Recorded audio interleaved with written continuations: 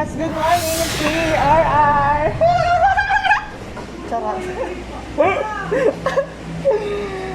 Yeah, kailangan good vibes. Kahit may struggle sa Pilipinas. Tingnan mo naman yung outfit natin. Naka-face mask, naka-face shield. Para sa kaligtasan ng nakakarami.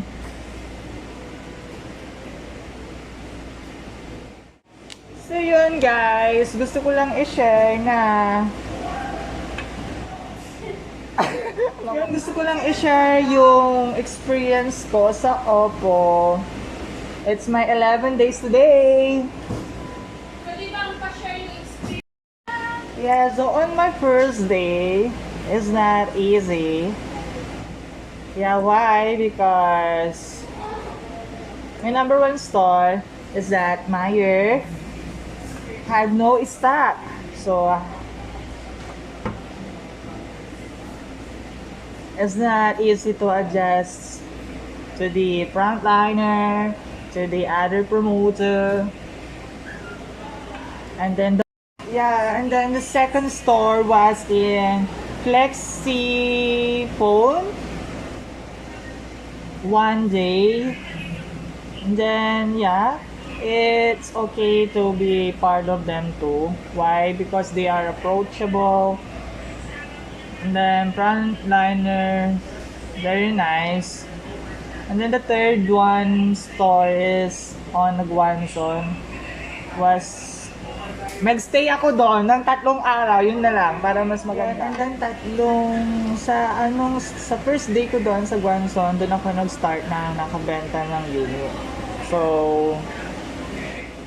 syempre kabadong mag-unboxing noon, syempre hindi naman ganun kamura yung mga cellphone, wala tayong pambayad kapag ka nahulog, ganyan.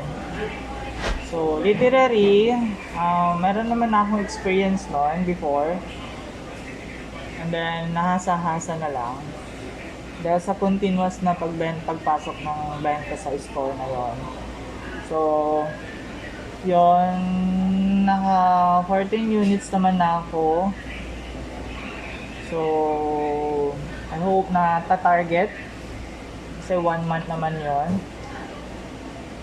And then, fourth store is here at Flexi Power Tech Royal Mall Bayambang. Yeah, it's my legit family. Wow, legit. Legit na legit. Kasi before, when I was on home credit, dito na po yung store ko.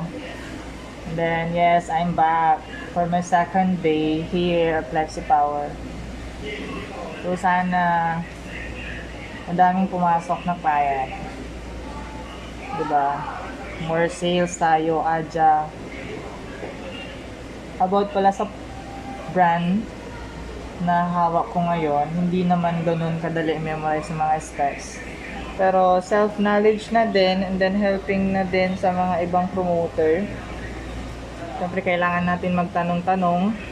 Hindi pwedeng nagmamarunong. Kasi hindi ka aasenso pag nagmamarunong ka, girl.